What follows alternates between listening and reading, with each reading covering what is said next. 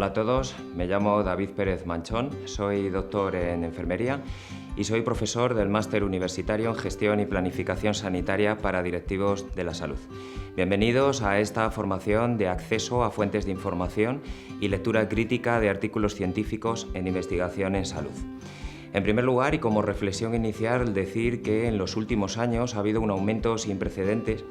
de toda la información en ciencias de la salud, es decir, se ha generado mucha producción científica transversal a todas las ciencias de la salud, de tal manera que ahora el desafío o el paradigma es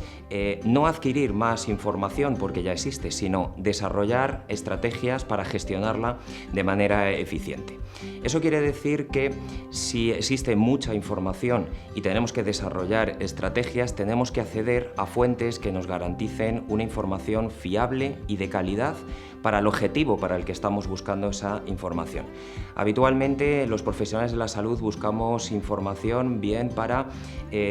adquirir conocimientos a nivel específico en algunas de nuestras competencias, en algunos casos porque forma parte de un proceso de investigación y en otros casos porque queremos aplicar la resultado más juicioso de la investigación en nuestra práctica clínica. Con lo cual, todo esto es un proceso en el cual tendremos una serie de competencias a nivel básico que iremos aumentando a medida que vamos desarrollando una competencia específica como es la lectura crítica de esa información que vamos a buscar y vamos a analizar. Si tuviéramos que decir cuál es el proceso general de búsqueda de información en ciencias de la salud, podríamos definir una serie de etapas. La primera y más importante es analizar y definir cuál es el objetivo de la búsqueda de esa información. Como decimos, ampliar conocimientos, forma parte de un proceso de investigación o simplemente porque queremos aplicarla en nuestra práctica asistencial para dar la mayor calidad a nuestros pacientes. Por otro lado, tenemos que delimitar la cobertura, es decir, tenemos que delimitar el tiempo temporal, que habitualmente suele ser actualización en los últimos 10 años, y tenemos que determinar cuál sería la cobertura geográfica de nuestros estudios, si nos interesan estudios específicamente en España, en Europa o en el resto del mundo para que después se puedan hacer comparaciones. Posteriormente tenemos que seleccionar las fuentes. Como decía, en función de la información, el qué queremos buscar, tendremos que buscar en fuentes determinadas, que pueden ser fuentes primarias y vamos a buscar directamente la información donde está alojada y donde está publicada. Podemos buscar en fuentes de información secundarias, que normalmente son las bases de datos, o podemos buscar en otras plataformas como son metabuscadores de evidencia científica. A la hora de seleccionar nuestra fuente y para poder ser eficientes en esa búsqueda de información, tenemos que determinar claramente cuál es nuestro criterio o nuestra ecuación de búsqueda y para eso tendremos que utilizar palabras clave con un lenguaje muy determinado que además va a tener una serie de conjunciones o de operadores para que ese criterio sea el que entiende la plataforma y el que nos pueda devolver la información más pertinente. A partir de ahí lo que vamos a hacer es ejecutar ese criterio de búsqueda y a partir de ahí podemos encontrarnos que exista demasiado ruido, quiere decir que tenemos muchas salidas respecto a la información que estamos buscando o que hay silencio documental, es decir, que hay muy pocas cosas publicadas, con lo cual tendríamos que ajustar nuestro criterio de búsqueda. Y por otro lado, una vez que ya hemos recuperado esa información, lo que tenemos que hacer es analizarla, sintetizarla y exportarla. La clasificación clásica de información sanitaria, de fuentes de información en ciencias de la salud, habitualmente siempre ha sido las fuentes primarias, que es donde está alojada la información de manera original, y habitualmente la principal fuente primaria suele ser las revistas científicas. Existen muchas revistas científicas de muchas especialidades y con determinados factores de impacto. Con lo cual, algún ejemplo de estas fuentes primarias pues son revistas conocidas, ampliamente conocidas como New England, British Medical Journal, JAMA, es decir, las revistas que habitualmente manejamos en ciencias de la salud. Pero muchas veces se puede hacer muy tedioso buscar esas fuentes primarias porque acceder directamente a las revistas puede ser muy complicado, con lo cual la fuente de información más eficiente es las bases de datos. Las bases de datos, existen bases de datos transversales en ciencias de la salud y algunas de ellas, y la más conocida es PubMed, que accede a Medline, pero también hay otras como Scopus o la Web of Science que también son muy potentes a la hora de devolvernos información. Específicamente también hay bases de datos de disciplinas como enfermería, como fisioterapia, etc. Y por último, las fuentes terciarias, que lo que estamos es buscando información muy concreta que ya venga determinada en base a un objetivo, una temática, que incluya síntesis y que habitualmente son los metabuscadores de evidencia.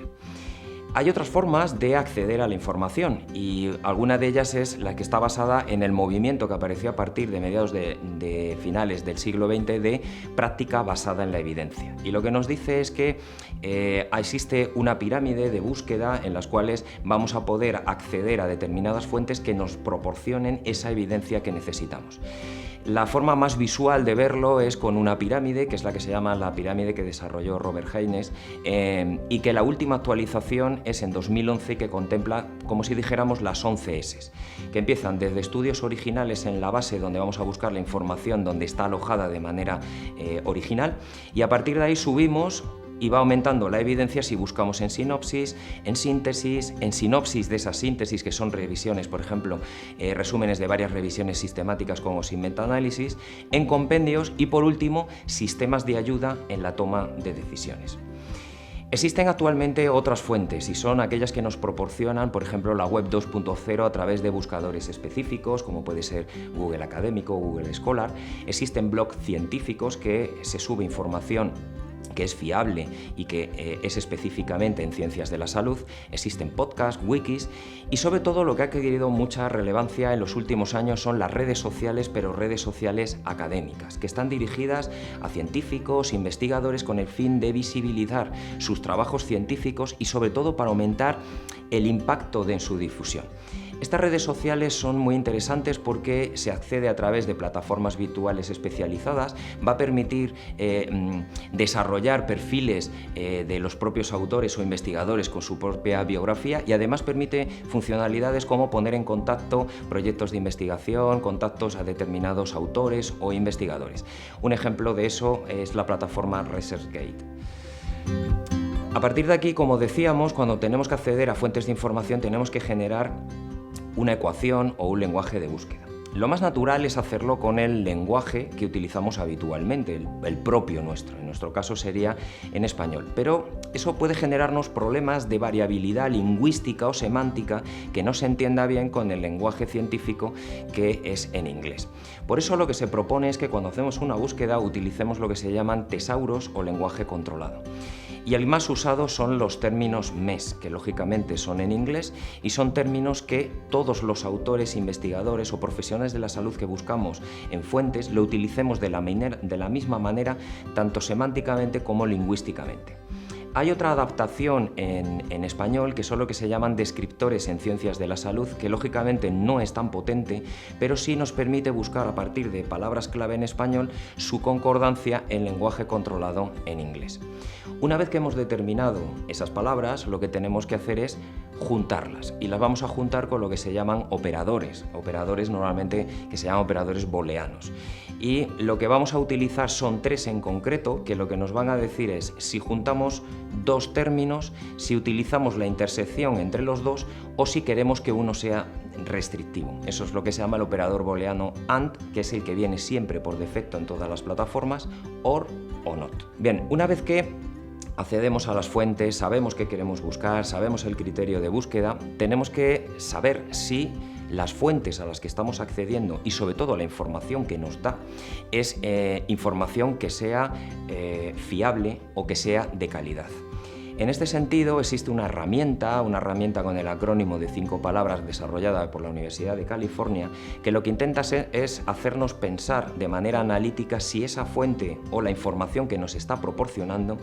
puede ser una información fiable. A partir de aquí no podemos obviar la incorporación de la inteligencia artificial y de algunas de las aplicaciones que se pueden utilizar en la búsqueda y en acceso a fuentes de información. Es verdad que están en desarrollo y es verdad que pueden ayudarnos en el proceso, pero no pueden sustituir nuestro juicio a la hora de determinar la relevancia o la pertinencia de esa información una vez que la hemos buscado. Algunas de ellas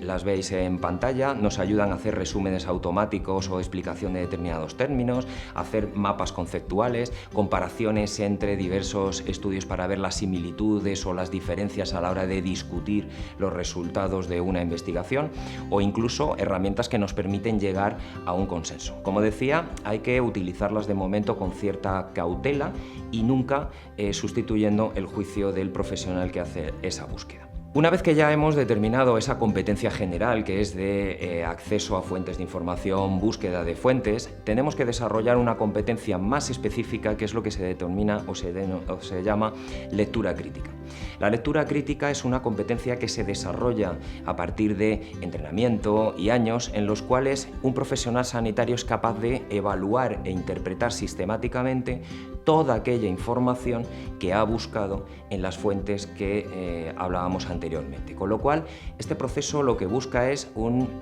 espíritu analítico en el cual determinemos cuáles son las fortalezas, las debilidades de la información que estamos valorando y, sobre todo,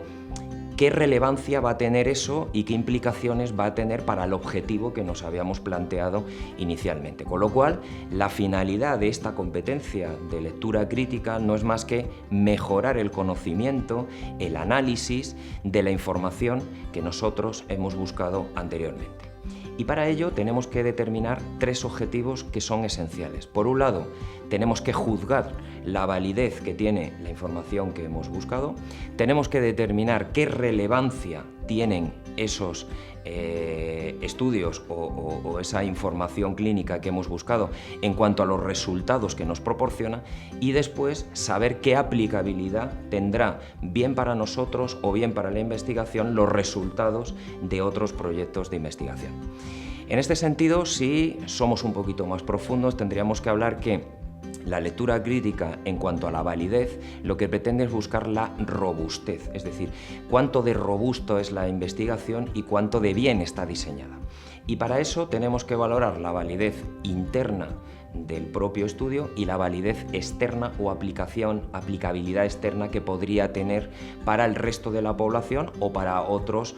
ámbitos. En este sentido, en cuanto a la validez interna, lo que nos tenemos que preguntar como pregunta reflexiva es: ¿son correctas las conclusiones del estudio que estamos analizando o leyendo? Y para eso lo que tenemos que intentar es buscar si hay una minimización de todos aquellos errores que no son intencionados pero que son innatos en cualquier proceso de investigación, como es el error aleatorio o el error sistemático, y por otro lado, si la investigación va a tener sesgos, es decir, sesgos de clasificación,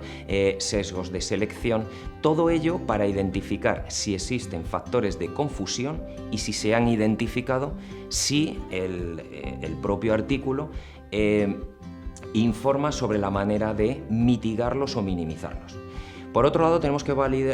que valorar la validez externa, es decir, cuánto de generalización pueden tener los resultados que nosotros vemos en una investigación para aplicarla a otro tipo de población o a otros ámbitos. Eso normalmente suele estar relacionado, si tiene un enfoque cuantitativo, con el número de participantes, con la muestra, con la significación estadística, con la comparación, análisis complejos en los cuales sepamos intervalos de confianza, etcétera, etcétera. El segundo paso de la lectura crítica es valorar la relevancia, y la relevancia se valora desde 2 puntos de vista, es decir, los resultados que estoy valorando en esta investigación, qué magnitud tienen en base a la naturaleza del estudio, si es un estudio preventivo, de tratamiento, o es un estudio predictivo, y sobre todo si el interés clínico que tiene el efecto principal o la variable de investigación realmente tiene la importancia adecuada como medida y la forma en la que se ha medido para que luego esos resultados puedan ser aplicables, que precisamente es el tercer objetivo, la aplicabilidad que tendrán los resultados analizados para nuestras investigaciones o para la práctica clínica. Por lo tanto, los pasos para una lectura crítica efectiva tendrían que pasar primero por analizar la información de manera inicial, revisando el título,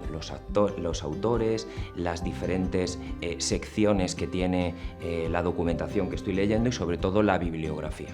A partir de ahí, si eso pasa ese primer filtro del título y de los autores, pasar a leer el resumen Omnastrat, que siempre está en abierto y nos ayudará a entender el argumento general en la estructura principal del documento que estamos leyendo. A partir de ahí tendríamos que hacer una lectura rápida para entender bien los conceptos claros que nos quiere transmitir ese documento, buscar algún tipo de concepto que no nos quede claro en cuanto a cómo está desarrollado y a partir de ahí hacer una segunda lectura más reflexiva donde leamos detenidamente apartados principales como material y métodos, la muestra, las variables, cómo se han medido, los resultados, cómo se exponen los resultados, cómo se analizan, cómo se discuten y qué conclusiones nos llega a alcanzar. Y por último, una discusión más avanzada podría ser, por ejemplo, analizarlo a nivel grupal y para eso también existen grupos de lectura crítica para que a nivel grupal se puedan identificar más debilidades o más fortalezas. También tenemos otra serie de herramientas que nos van a ayudar en este proceso de lectura crítica. Una de ellas es el programa de habilidades de lectura crítica en español, que se refiere a una serie de herramientas, las herramientas CASPE, que están determinadas como unas plantillas, unas listas de verificación que nos van a orientar en función del tipo de diseño y del enfoque cualitativo o cuantitativo que tenga la investigación. Hay otros como el servicio Osteva de fichas de lectura crítica y otros que son listados de verificación de calidad científica como es la escala Consort para ensayos clínicos, el STROW para observacionales o AGRI para las guías de práctica clínica. Cuando hacemos una evaluación crítica por secciones de los diferentes apartados que tiene este artículo que estamos leyendo, tendremos que poner el foco en el resumen, y cuando leemos el resumen de un artículo científico, un documento técnico, tenemos que verificar que contenga todos los apartados principales de lo que vamos a leer posteriormente, que esté bien desarrollada la introducción, antecedentes, objetivos, metodología, que los resultados a priori sean precisos y que las conclusiones sean bien explicativas. Si entramos en el apartado de introducción y antecedentes, lo que sería introducción, background, depende de cómo esté determinado en donde esté alojado ese documento, lo que tenemos que evaluar es si se hace un buen desarrollo del estado actual en el que se encuentra el tema, problema o relevancia que después se va a desarrollar en el artículo científico. Tenemos que leer con mucho detenimiento material y métodos, bien sea con enfoque cuantitativo o cualitativo, para verificar si es un diseño apropiado al objetivo inicial de investigación, si la muestra es o no representativa, si se ha justificado el tamaño muestral, qué pérdidas tuvo inicialmente, cómo ha sido el seguimiento en el caso de que sean estudios longitudinales, prospectivos o retrospectivos, si se han utilizado instrumentos válidos y si se ha hecho un análisis estadístico correcto, para que después, cuando leamos los resultados, se expongan de manera adecuada, visuales en tablas, gráficos, figuras, donde se determine, si lo hemos hecho con un enfoque cuantitativo, esa significación estadística, los intervalos de confianza, si realmente se explica adecuadamente las relaciones causa-efecto, si es que el diseño lo permitía. Es decir, todo lo que tiene que ver con unos resultados que sean claros y concisos. Una parte importante que tenemos que leer con detenimiento es la discusión, donde vamos a analizar lo que hablábamos antes de la validez interna que tiene los resultados de la investigación que estamos leyendo, pero además qué validez externa va a tener para que eso lo podamos extrapolar a otras poblaciones o a otras investigaciones, cómo se controlan esos errores no intencionados, bien sean errores aleatorios, errores sistemáticos, si se va a hacer una comparación y un análisis con otras investigaciones que sean de la misma naturaleza y sobre todo si se distingue claramente entre lo que es una significación estadística, que podríamos decir que es más o menos matemática, y si esa significación estadística realmente tiene relevancia clínica. Por último, fijarnos en las conclusiones y verificar si hay una respuesta clara entre los objetivos planteados, general o específicos, con los resultados encontrados. Con lo cual, hemos hecho un recorrido principal entre una competencia general que debe tener todo profesional sanitario, que es acceder a fuentes de información sabiendo qué buscamos, dónde buscamos y si encontramos lo que buscamos, y después desarrollar como una competencia específica la lectura crítica de esa información para determinar si tiene la validez suficiente, la importancia suficiente, la pertinencia y si eso tiene aplicabilidad al objetivo que nos habíamos planteado. Muchas gracias a todos.